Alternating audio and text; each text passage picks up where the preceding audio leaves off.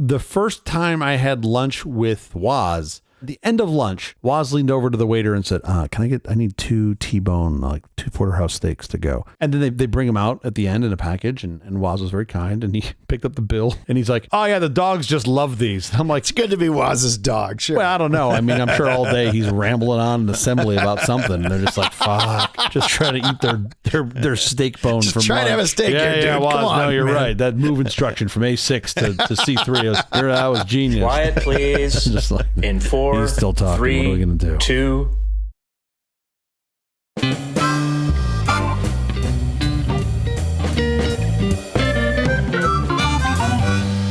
The Awful Company presents a truly terrible podcast. Welcome to Nonsense Season 3, Episode 7. I'm Jeff Parker. I'm Skittle. This is our take on the week's business, tech, and entertainment headlines. This time, we'll look at the Clipper chip. Oh, it's one of those dinosaur episodes, isn't it? It's Slam the Scam Day. According to the Federal Trade Commission, scammers steal $8 billion a year, with imposters grabbing $2.5 billion. Don't be a victim. National Slam the Scam Day is about getting educated, staying alert, and slamming the scams used to deceive and steal. So you're saying now's a bad time for me to plug our nonsense coin? This might not be the optimal. Okay, maybe another day. Maybe the grifter day. Fortunately, I got my important toll balance reminder text message this morning. Have you gotten one of these? Of course, yeah. Usually you can, at the same time, you can get your car warranty renewed as well.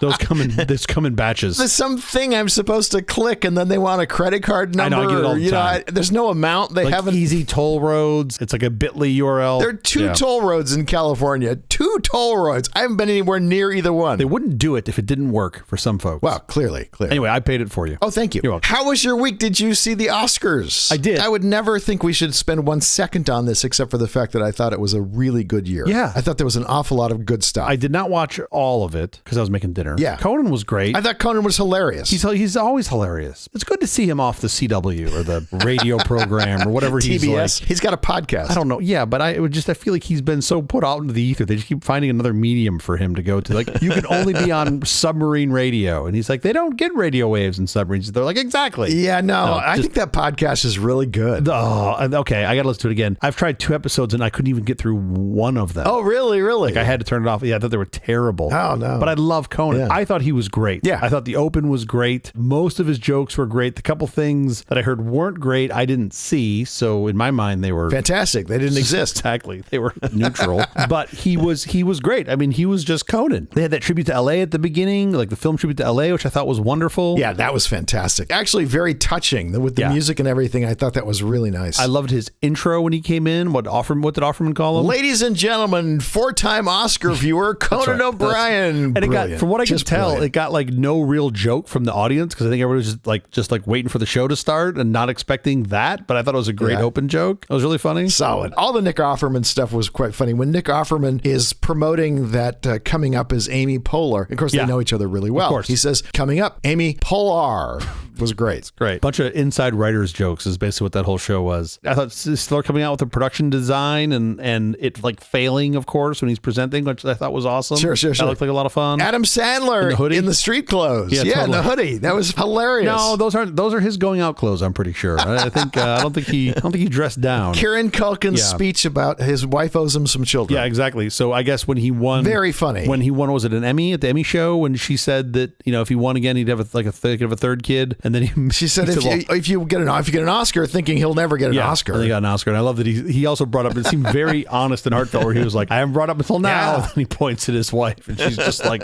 "No." But she was delightful too. She was great. He did great. I think he was probably one of the better. Not even that part, but just general. I thought he had one of the better acceptance speeches. No, it was really fun. Like I said, Conan was great. I personally was hoping for Wicked to win Best Picture. Yeah, I was very excited to see John Chu win that. But I went to Anora. I haven't seen Anora yet, but I'm excited to go see it because apparently everybody loved it. I know so many people who thought Wicked should have been Best Picture. Some people were like, well, it's a similar storyline. You lost your something. Like, I think it's harder to take a story that everyone knows that's been redone a bunch of times and make it something different. That seems a lot harder to do than make something out of whole cloth. But in reality, both are really hard. Conan's joke about what it was brilliant. For anyone who saw The Wizard of Oz and wondered, where did some of these minor characters go to college? Yeah.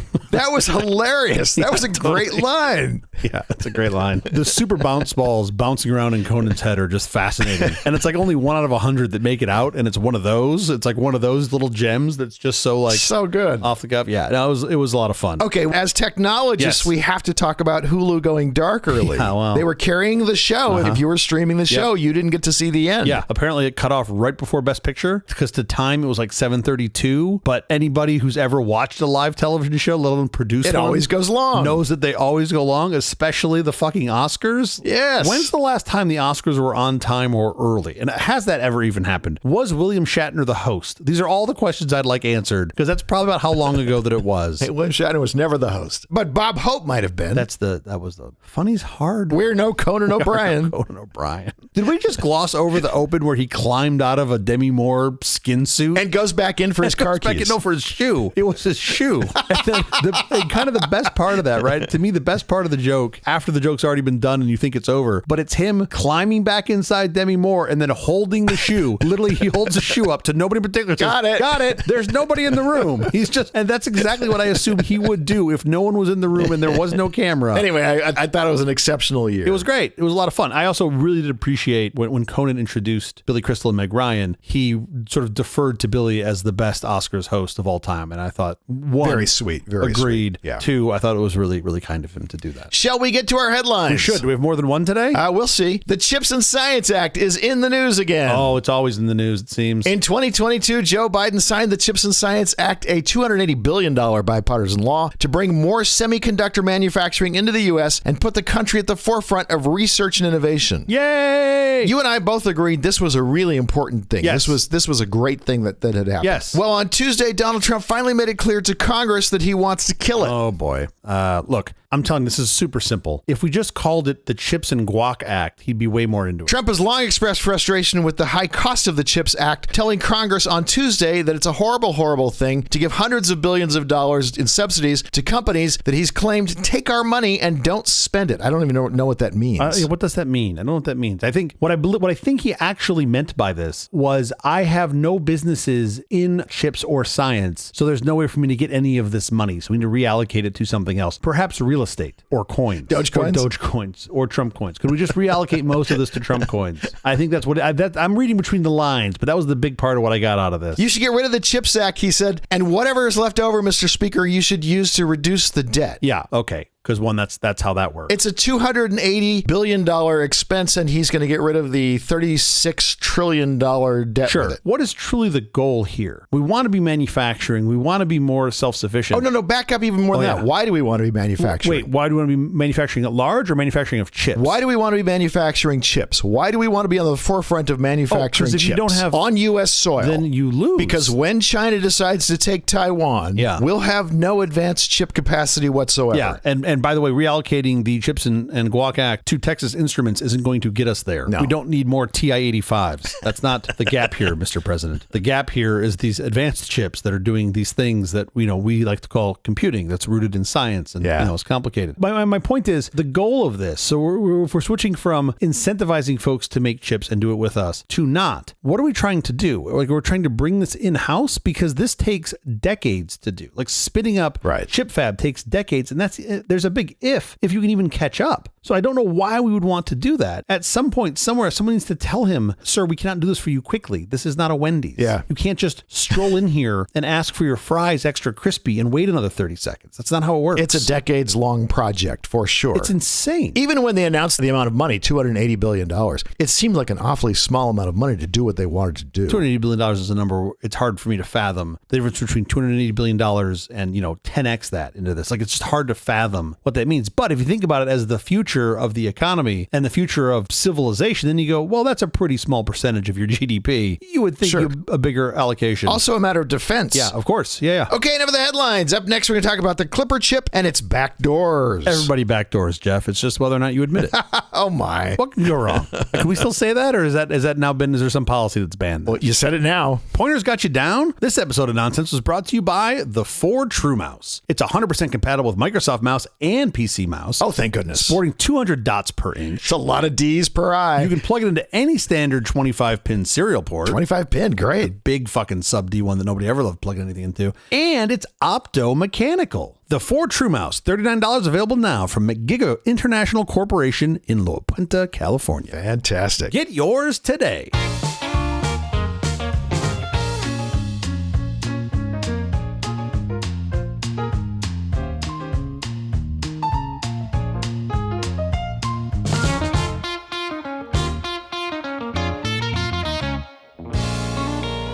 Last week, we discussed the EU's demand that Apple make a backdoor to their encrypted advanced data protection so the EU could see everyone's data. Literally everyone around the world, not just EU citizens. Yeah, Microsoft would have never done that had we still had the Microsoft mobile phones. It reminded CJ and me of something the US tried a long time ago called the Clipper chip. Oh, boy. I thought it might be useful to look back and discuss that this week. You and I lived through it, so it's possible many of our listeners were either too young or not paying attention at the time. So I want to propose we look at it in four little sections. Those are the only two possibilities? Yeah. You were either too young or not paying attention. 4 sections. Okay. What led to the Clipper chip? Yep. What the Clipper chip was and did? Why the Clipper chip failed? Yep. And then finally, lessons we can learn from the Clipper chip. Shouldn't there be a part 5, why Steve Ballmer bought the Clipper chip for $1.6 billion? That brings up an interesting thing. Yeah. I don't know how the Clipper chip got its name. I assume it was some sort of play on Clipper ship, which was a ship that was traveling very fast across the seas, I guess. It's a really good question. I know it was the NSA that named it, right? Yeah.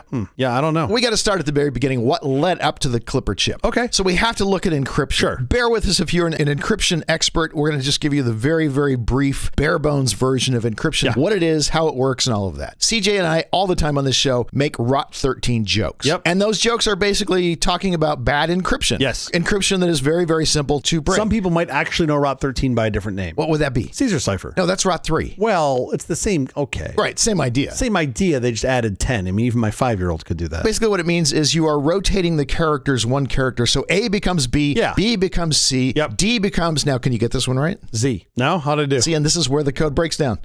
They got to D and then it all fell apart. Rot -1. There's a very famous use of Rot -1. Yeah, of course. Do you remember? Do I remember? I tell the story all the time. Wait, hold on. How about I hint it? I can't do that. Exactly. IBM International Business Machines. becomes HAL if you use Rot -1. IBM Yeah. becomes HAL, HAL, if you minus 1. in 2001 A Space Odyssey. Yes. Rot -1. Yes. The most famous use of Rot is the Caesar cipher we mentioned. But Rot 13 was a very early encoding system. God, I can't even call it encryption. See that my brain can't even say encryption. I know, right, My brain right. calls it an encoding system. Rot 13 is very early encryption for passwords, right? Wasn't it for like passwords in place? They would do Rot 13 just so that when you would do like a cat on the password file, you couldn't read it. The number, by the way, if you're talking about encryption, in this case, Rot 3 or Rot 13, that number is what we would call the key in the encryption. It's how you decode. It's the magic thing you need to know that tells you how to decode what you're... The Rot stands for rotate, and then the number is the number of characters that you rotate. So, for example, Rot 1 would be going from A to B, Rot 2 would be going from A to C, etc. I can do all these. Not particularly difficult encryption. I mean, we can make it slightly more complex, and we can make the key 1, 2, 3, let's say. Ooh. And so then we do Rot by position. 123? No, the Rot by position. Okay. We do the first character we rotate 1, the second character we rotate 2, the next character we rotate 3. On the fourth character we go back to 1, and we just going all the way through. So now that we're getting a visit from the NSA. Thanks a lot. You can basically do this cryptography by hand on paper. Yes. Do it in your head. Be sure to drink your Ovaltine. What? Do you remember A Christmas Story? I remember Christmas Story, yes. The movie. He gets a message and he gets a decryption device. Ah, that's right. He's very upset because it's an ad. That's right. It's an ad. He was so pissed. I forgot about that part of the movie. It's great. Oh my God, it's so good. That's right. By the way, there has been this like rash. Maybe it's just because the algorithms know me so well, know how dumb I'm getting. But there are like these games on Instagram now that are Caesar ciphers. It's basically like, but you can't figure this out. And I'm like, is this how far we've come? Like, is this really how far? No, I don't even take the bait. I'm like, I'm not doing this. Like, fine, you win. I don't know how to do a letter substitution. I'm going to move on. This type of encryption that we're talking about is what we call symmetrical encryption, which is to say that the same key encrypts and decrypts. Yes. The same Rot 3. Yes. The 3 both encrypts and decrypts. Yep, same key. It's extremely efficient. So if you want to send a message using a symmetric algorithm like a Rot 13 or Rot X, you have to send the X somehow, the number, the key. We have to both know the key. Yes. And so on a certain page of a library book, we put down the key, and then you could go go and you could find that book and you would know what the key was to decrypt. But if we can't physically be together, we need some efficient way. If Bob and Alice don't know the key in advance, how can they pass the key so that Eve can't know it? The number of donuts in the box, that's what we use for this show. That's the key.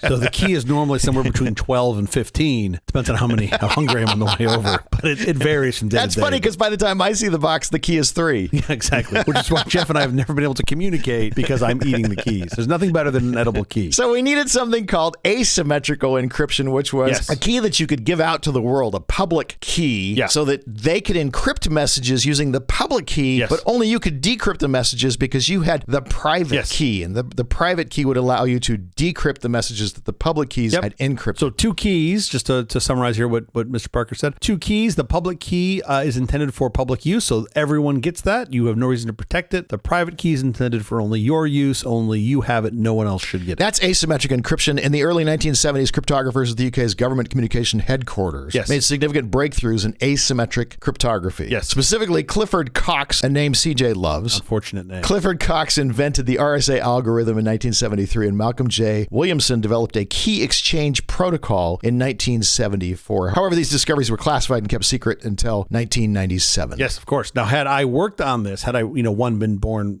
40 years earlier, and 2, been born in the UK, and 3, worked on this with Clifford Cox, this could have been, so only those 3 little things would have to happen. Could have been Little Cox. It would have been Little Cox. We would have had the great thanks. Just right to the punchline. Just jump right to it. Fuck the setup. We're just going to go straight into Little Cox. Oh my God, that's funny. And by the way, that would be a very good reason to not publish that work. That's a good reason to keep it, keep it secret. Then 97 be like, yeah, we came up with a Little Cox 20 years. Sure. I'm going to explain RSA in just 1 second, but I wanted to say this happened in the 70s in the UK, but they kept it a secret. They kept it classified. And so no one knew this thing existed. RSA relies on a mathematical problem that is easy to do one way, but really hard to reverse. It's very hard to factor large numbers into their prime factors. I mean, it's hard to factor any number to prime factors. Just when the number gets really big, it takes you a really long time to get down to 2. They're technically not prime. I think they're what we call relatively prime. Semi-prime. Semi-prime, yeah. Which, I heard, as you get older, there's a pill that helps for that. But that's neither here nor there. This RSA was kept secret from the world, and plus it took computers. You couldn't do this kind of encryption by hand. You needed a computer for personal use. Access to computers was very, very limited. So the governments weren't really worried about this yet. Not yet. Not a big deal in the early 70s. Also, you were doing, relatively speaking, to the amount of computing power you had available, even not at sort of the non-existent personal computer, but the workplace computer, if you will, the mainframes of the day. They couldn't do this math very quickly. So even if you had access to a large computer, you couldn't do the math for encryption very quickly. So it was really more academic and theoretical in those early days. In 1976, independently of the UK, Whitfield Diffie and Martin Hellman published their work on public key cryptography, including the Diffie-Hellman key exchange protocol. Shortly after, in 1977, Ron Rivest, A.D. Shettleman, and Leonard Edelman, while at MIT, independently discovered and published the RSA algorithm, which, by the way, RSA is just literally the first letters of their last names, RSA. It's the same as Clifford Cox RSA, but it was publicly available in 1977. Yeah, and to be clear here, we are pretty damn sure that they, being RSA, Rivest, Shamir, and Edelman, they had no inside information. They came up with this independently on their own. So from the public's perception, they were, quote, the first. I'm passionate about this because I was fortunate to take a couple classes from Len Edelman at USC, who was then and still is now one of my favorite professors that I've ever had the luxury of taking a class from. Absolutely amazing. Which it was great. And even then, so, when I was in school taking this class from Edelman, he didn't really talk about public key cryptography much. I think one day of the semester, he talked a bit about it. It was about the theory of computation. And he spoke about it in such a way that it was just like old hat. It was just like, hey, this has been done. Put this out in the ether. Because for him it was. And he was working on these sort of futuristic problems. And while we were talking about this segment, I came to realize that the amount of time between when he came up with RSA with his colleagues at MIT and when we took the fucking class, that was about 20 years. And I realized that now, the time from now to when I took the class was longer than 20 years. And then I just had a really good cry. I just cried and cried and cried and realized that I am a fucking dinosaur and we might as well just talk about oil because that's what I'm going to turn into soon. So when we talk about Cox and Williamson and their creations, nobody knew about those things until 1997. I'm calling it an RSA algorithm. To our knowledge, They didn't have those initials, so they didn't have that to call it. It was asymmetrical, the beginnings of asymmetrical cryptography. So that happened in 1977, that RSA was created. You know what else was available in 1977 and becoming more readily available with each passing day? Seagrams.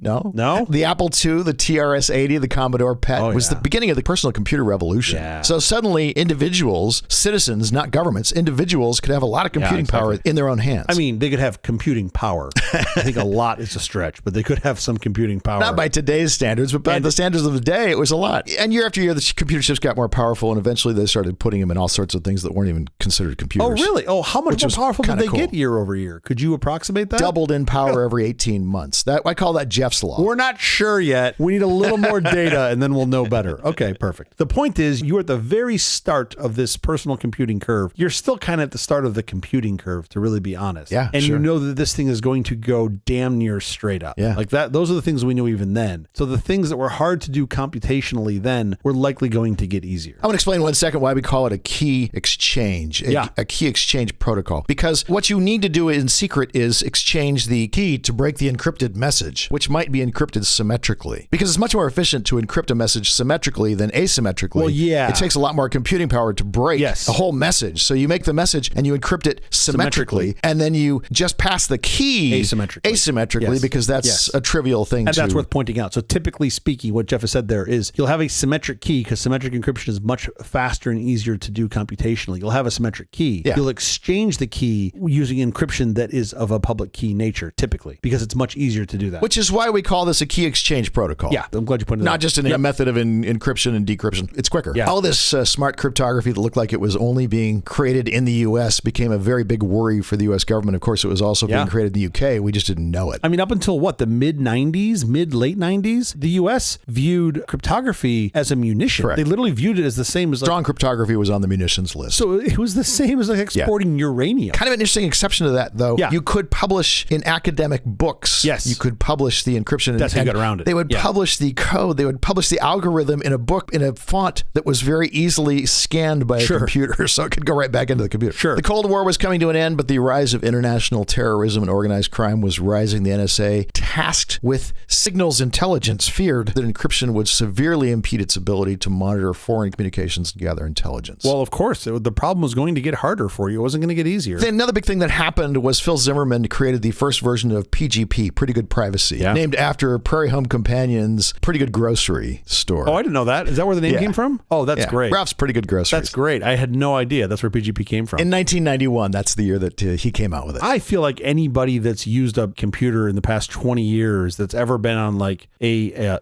terminal prompt knows what PGP is because you've come across it. Phil Zimmerman's contribution to cryptography was that he made it a lot easier for people to use. Yeah. He wasn't inventing cryptography that didn't exist before. He just made it so you could really use it. Yeah. And part of it was the creation of a key exchange. So I could get your public key very easily. Yeah. And then I could send you a message that was encrypted with your public key that you could then decrypt. There's another interesting aspect of public key cryptography that might be worth mentioning here, which is that if you invert the process, right? So typically you would encode a message using a public key and then I'd send it. So if I had just public key, I could encode a message with that. I could send what we call the ciphertext to Jeff. Jeff has the private key. He can then use that to decrypt the ciphertext, get the plain text, and get my message, right? That's the typical path you use it. You can invert that process and Jeff can send me a message and he can sign it with his private key, which I can then confirm with the public key. So it's not encrypted. And now you know you got a message from me. I know I got it from somebody that holds that key. And if I can assume that Jeff has done a good job holding his key, I know that message came from Jeff. So that's a very interesting flip the script, if you will, of the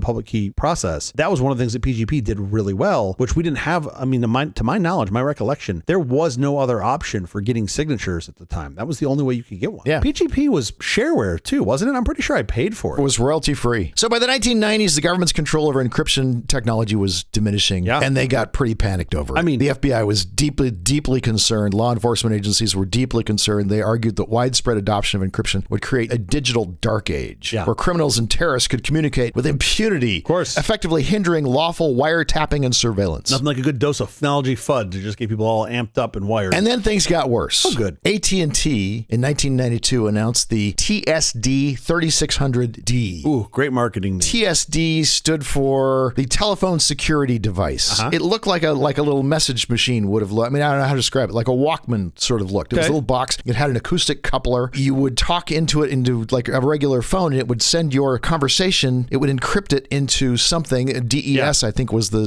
state-of-the-art encryption at the time, and send it across the line and make it so it was very, very hard for someone to listen in to whatever the message was. They were going to offer this to businesses and governments so you could have secure telephone calls over just standard phone lines. Whenever I would see one of those being used, I would just whistle into it to try to get what it communicated with sound like regular speech.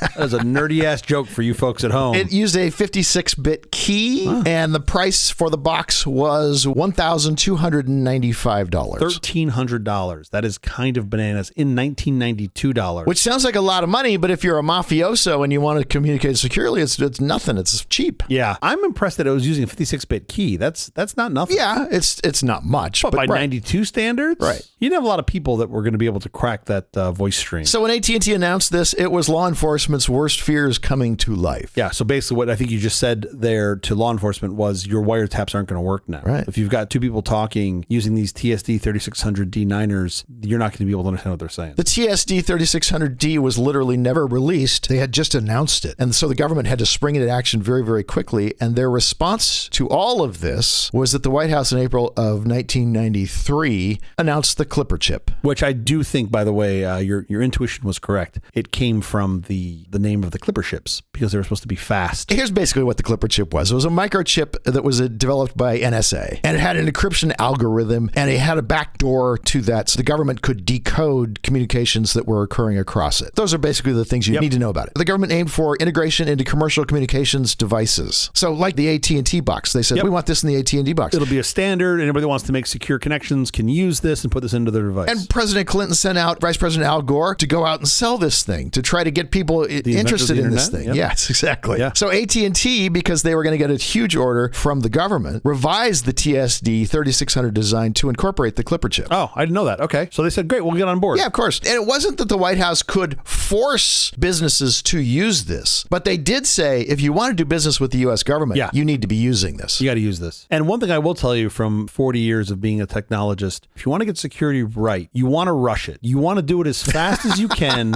You don't want to show anybody your work, and you want to go really quick. So they rush this thing out, and they're like, we're sure it's fine. Everybody should use this. By the way, this is a piece of hardware. This isn't software. No, it's hardware, This is a piece of hardware we want you to install in your manufacturing process for your whatever, your phone, your talkie device. The downside of hardware is in those days, impossible to revise on units that were in the field. You better get it right. You've got to get it right the first time. Don't worry, we did this in like 3 weeks. We're sure it's fine. Should be Yet fine. officials were completely optimistic about the public and business acceptance. The government officials thought, well, of course, everyone's going to want to do this. This will be wonderful for everybody. You can have strong encryption, and we got the government backdoor, and they just thought very highly of what they'd come up with. By the way, Al Gore, there's still tape of Al Gore going around and saying that strong encryption was like an assault rifle. Which, again... And the audience being gobsmacked. Of course. By, really? Really? I mean, I can understand that view. I can really understand the view of, hey, this is a weapon. This is going to be used against us, yada, yada, yada. Unless you are a technologist that really cares about technology, I think it's hard to see the other side of the coin, right? It's very easy to see that, well, we currently use wiretaps to find people doing bad things. Now they can do bad things and we can't hear them. By the way, the Clipper chip wasn't meant for mass surveillance. It used an algorithm, an encryption algorithm called Skipjack. Skipjack, yeah. Which the NSA had created. Yep. The great thing about Skipjack was it was top secret, so the NSA didn't release it to anybody to look at. So you knew it had to be flawless. As we say in the security industry, you want to do it fast. You want nobody to look at it. Nobody look under the hood.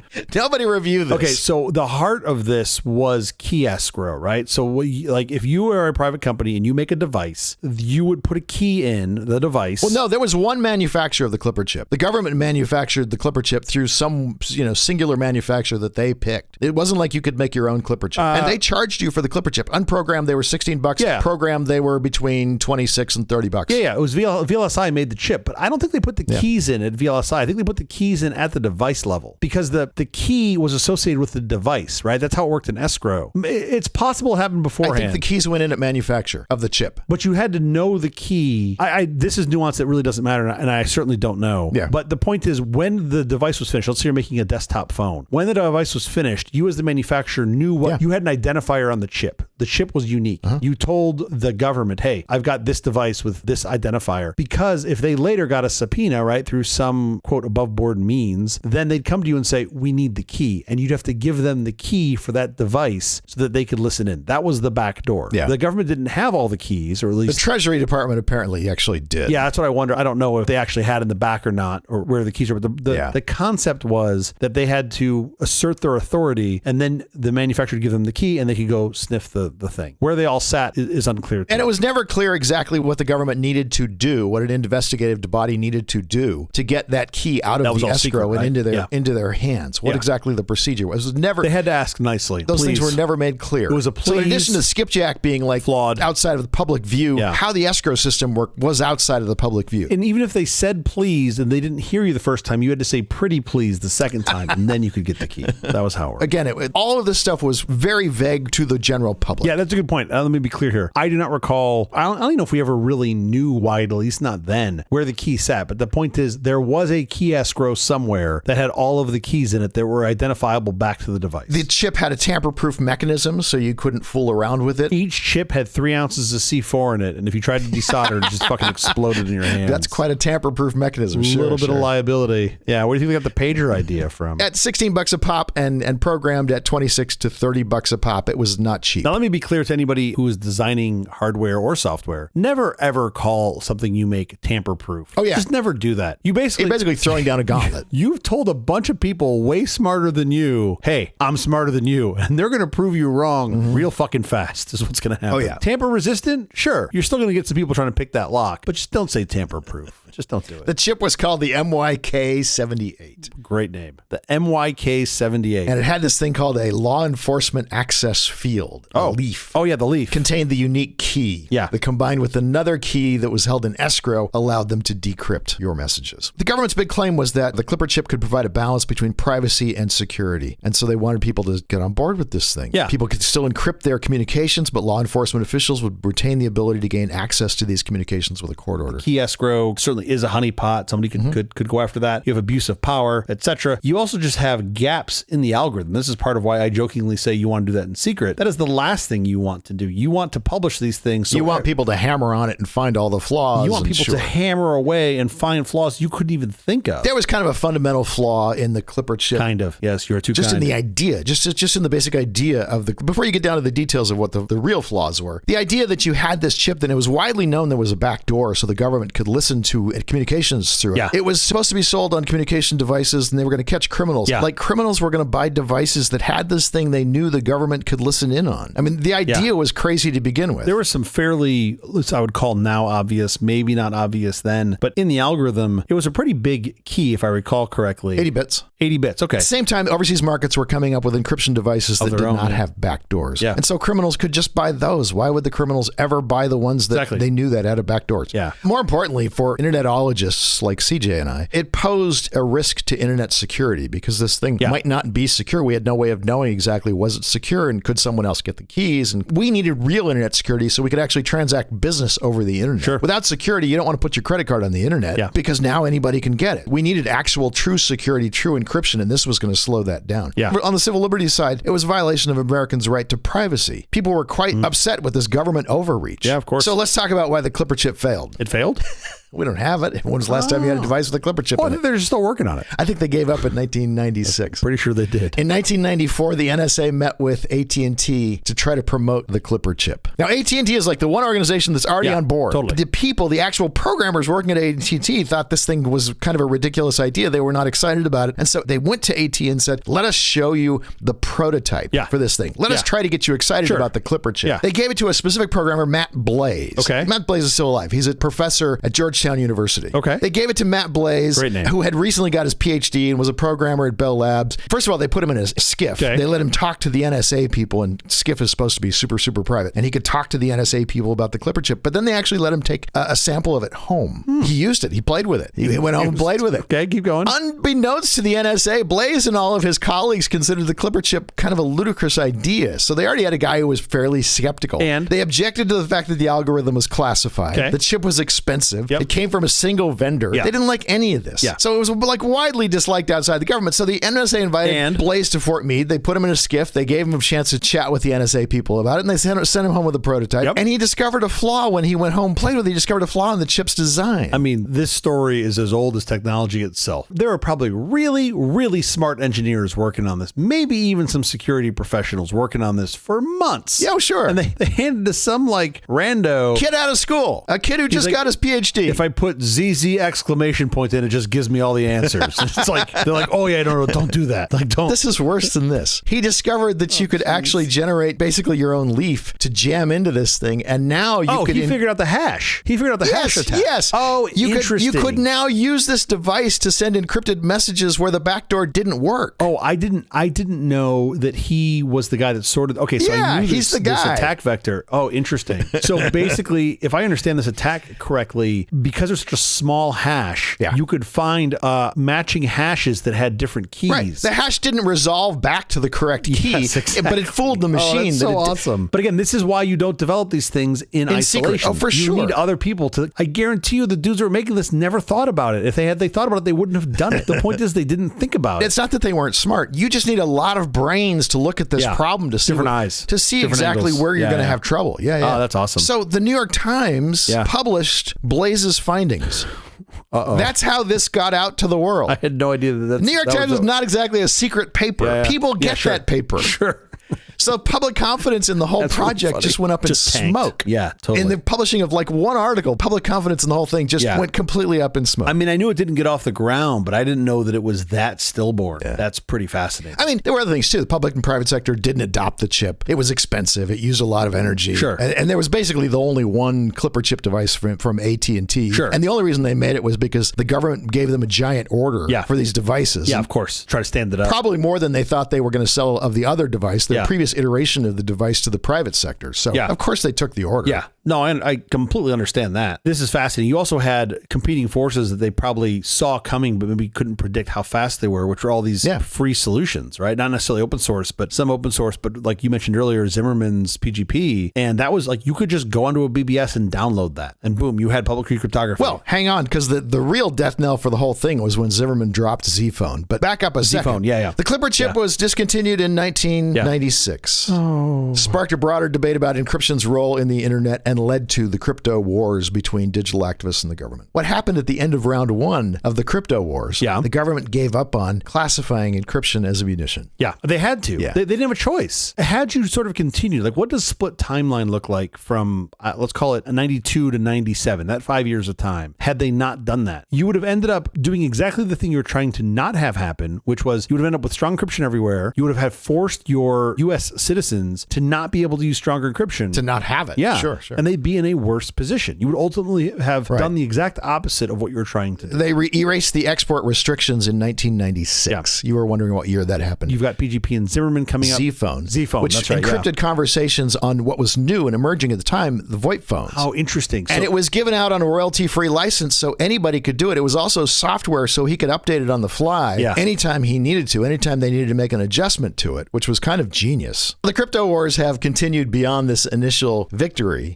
The idea of government-mandated backdoors as embodied by the Clipper chip has persisted. It still exists. Governments have continued to attempt to insert backdoors into encrypted communications. That's the start of this conversation. Let's talk about some lessons we can learn from the Clipper chip. Following the Clipper chip's failure, the next major backdoor effort occurred in the mid to late 2000s, which was coinciding with the rise of secure messaging and encrypted messengers like Signal and WhatsApp. Now, WhatsApp was using the Signal protocol, but basically what happens in Signal and what happens in WhatsApp is the key is changed with every message. With PGP, the key was used for 5 years. You had the same key to decrypt your messages for like 5 years. And now every single message has a new key. So if you crack one message, you can't get the next one. So this is a big shift. This is commonly referred to as forward secrecy. Forward secrecy, you would literally destroy the key once you decrypted the message. So the FBI has sought to mandate backdoors in these messaging apps because they really want to be able to see what you're saying. The Snowden leaks in 2013 revealed the NSA's Bull Run program. Do you remember Bull Run?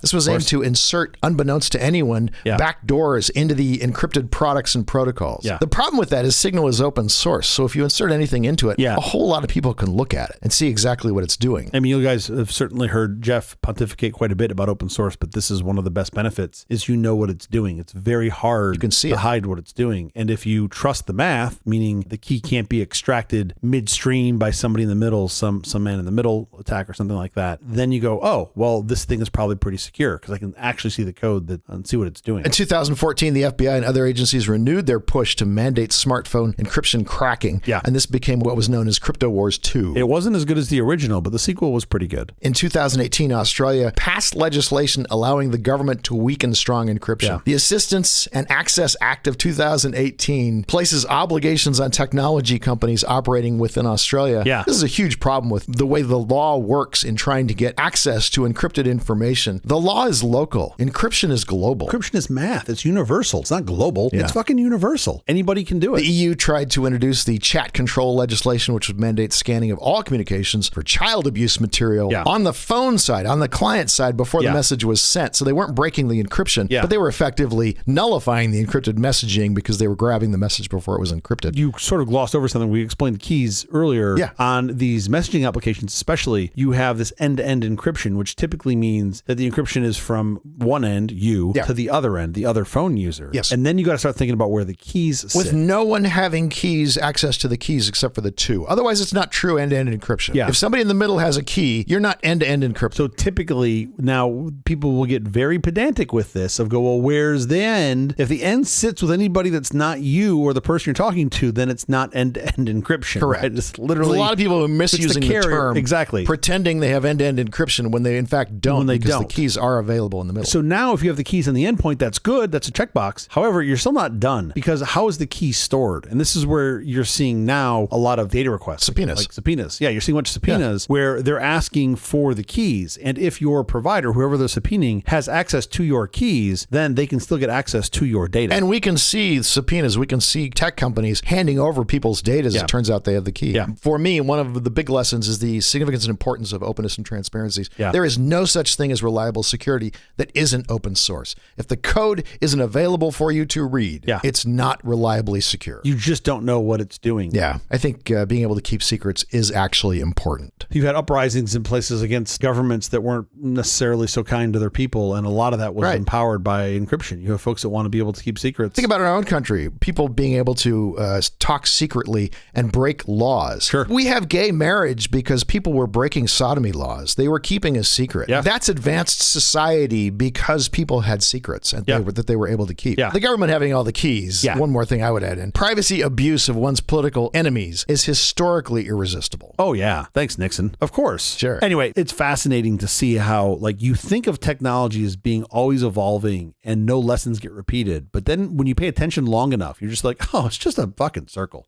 We're just in the dryer going around and around and around and around. But we mentioned the Clipper chip in relation to what was happening with Apple, and I thought we should tell the whole story. Yeah, absolutely. No, I'm glad we did. All right, we have to get out of here, but quickly before we do, have you seen or read anything good this last week? Yes, absolutely. So my children, they are little tiny nerds. I don't know how that happened. And they have really gotten latched onto Nova. So they've been watching Nova episodes for the past couple of weeks. And I had forgotten how good all the Nova content is. Oh, yeah. It is fantastic.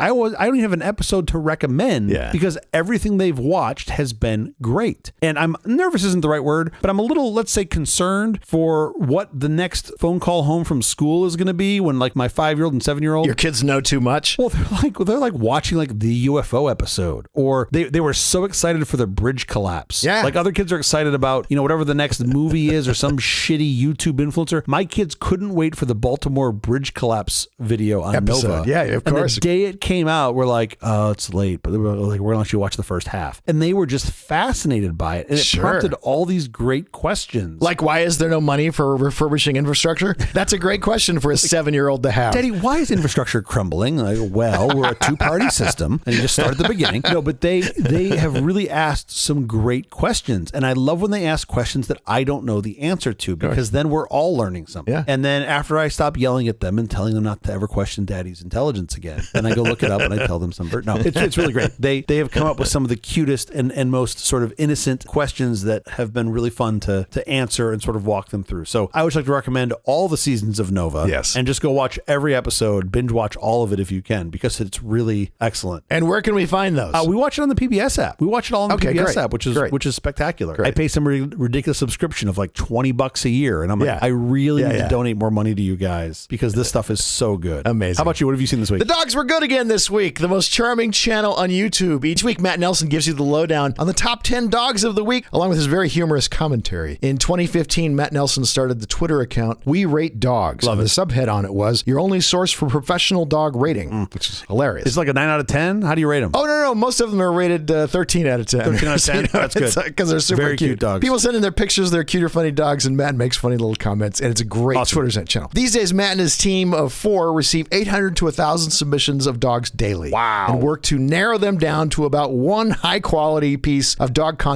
per day. In 2017, the account was endorsed by J.K. Rowling. As of December 2020, the We Rate Dogs Twitter account had nearly 9 million followers. Wow. Matt has added a video version called The Dogs Were Good Again This Week and used it to raise money for dogs with medical needs. In 2020, the account raised $1.3 million to pay for the medical needs of more than 170 dogs. Wow. It's really cool. Starting today, Matt and his crew are adding a 1-hour weekly podcast to the delightful videos they already make. The Dogs Were Good Again This Week, the podcast, will release each Thursday starting today. He just heard some of that nonsense. He just wants to get on that podcast bandwagon, doesn't he? If you haven't already, I highly recommend you follow The Dogs Were Good Again This Week on YouTube now. I love it. I'll check that out. That is the episode. Thank you for joining us for All This Nonsense, a truly terrible podcast from The Awful Company. Visit us on the web at nonsense.productions. I'm Chittle. I'm Jeff Parker. If you like this program, please follow, download, subscribe, and like at Apple Podcasts, YouTube Music, Amazon Music, AntennaPod, iHeartRadio, Spotify, my favorite Overcast, or wherever you may get your podcast from. Surprise, surprise, Nonsense uses Signal Messenger. There's no such thing as secure messaging on software that is not open source. After this episode, I'm sure you understand why. Signal strongly encrypted open source messaging. Check it out. Special thanks to our floor director, Sean Phillips. Thanks, Sean. We'll be here every Thursday morning for more nonsense. Please join us.